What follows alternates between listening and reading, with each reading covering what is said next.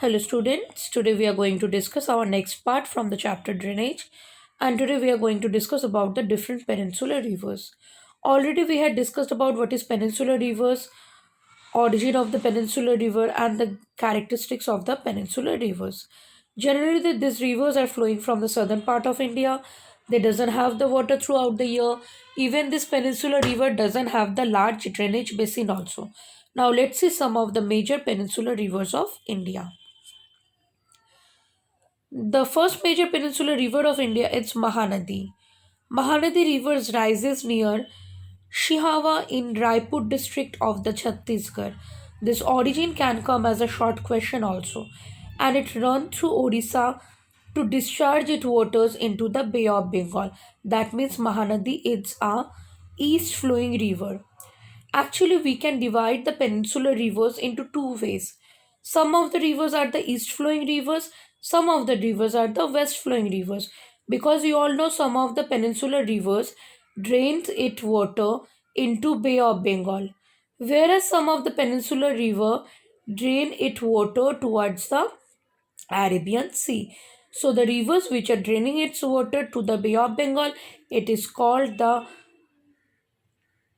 eastern flowing peninsular river, or this is actually according to the flow we can say these all rivers are the east flowing peninsular rivers.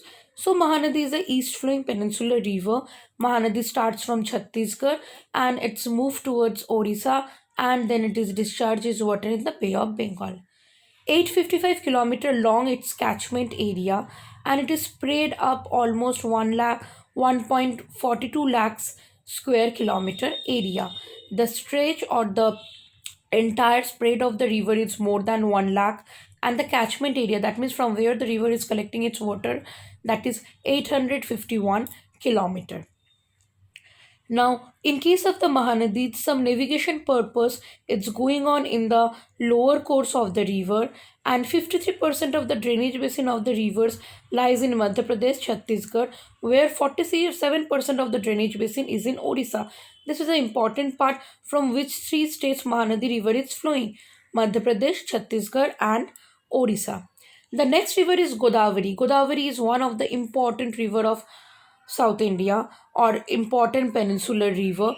This Godavari river is the largest peninsular river or of India, and that's why it is called Dakshin Ganga. Godavari is known as Dakshin Ganga because of its large nature. It rises in the Nasik district of Maharashtra, and it discharges its water into the Bay of Bengal only. It is also a east flowing river. Its tributaries run through the states of Maharashtra, Madhya Pradesh, Chhattisgarh, Odisha, and Andhra Pradesh. The main states from where the tributaries of this river passes, that is the Maharashtra, Madhya Pradesh, Chhattisgarh, Odisha, and Andhra Pradesh. It is 1465 kilometer long, with the catchment area spreading over 3.13 lakh square kilometer, where 49% of this lies in Maharashtra, 20% of the river is in Madhya Pradesh and Chhattisgarh, and rest of the part of the river is in Andhra Pradesh. So most of the part of the river is flowing from Maharashtra only. Some tributaries are present of this river. These tributaries are also important. The name of the tributary of this river is Penganga, Indravati, Pranhita, Manjara, and etc. Penganga, Indravati, Pranhita, and Manjara, these all are the tributaries of the Godavari river. Now, Godavari River, always in the lower reaches of the river, we can see the floods occur. And in case of this area, only Godavari River make the picturesque gorges. They make the gorges. Generally, South India, we can't see the river gorge, the make the gorge. It is navigable only in the deltaic area. Deltaic area means, you all know delta means it's a triangular shape feature which is formed at the end of the or the mouth of the river. The river after Rajamundry, it splits into several branches and forming large delta. In case of the Godavari river, we can see the large deltas are present. You can see this is a picture of, you can see the Godavari is here, Narmada, Tapi, Mahanadi, Krishna, Kaveri, all the rivers are present. This particular you need to practice for the map pointing. Now, the Krishna River. Krishna is the second largest river, east flowing peninsular river that rises near Mahabaleshwar in Sahyadri range. And the total length of the river is 1401 kilometer. Krishna River is the after Godavari. Krishna River is the second largest river, and Krishna River is flowing to the east, actually towards the east towards the Bay of Bengal. So it is also a east flowing peninsular river, and the length is 1401 kilometer. Tungabhadra, Bhima, Koena, these all are the major tributaries of the Krishna River.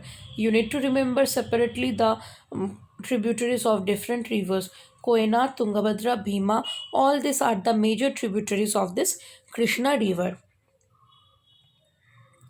The total catchment area of the Krishna River, 27% lies in Maharashtra, 44% lies in Karnataka, 29% lies in Andhra Pradesh in case of the Krishna River, and this is the catchment area also of the Krishna River. Now the next river is the Kaveri River.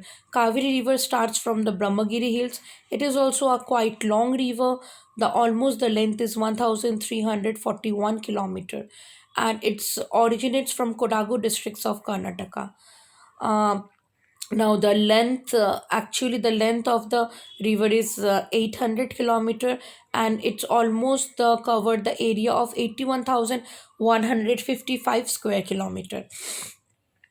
In case of the upper catchment area, that means upper part of the Kaveri River, due to the receive the rainfall during the southwest monsoon season, and the lower part of the river receives the rainfall in the winter season, that is the northeast monsoon season. The river carries the water, that's why the river carries the water throughout the year, and comparatively less fluctuation. That means we have seen that sometimes peninsular rivers having very less amount of the water, but in case of this river we can find that less fluctuation occurred than the other peninsular river, because two times they are getting rainfall, actually in the summer season also, actually in the winter season also.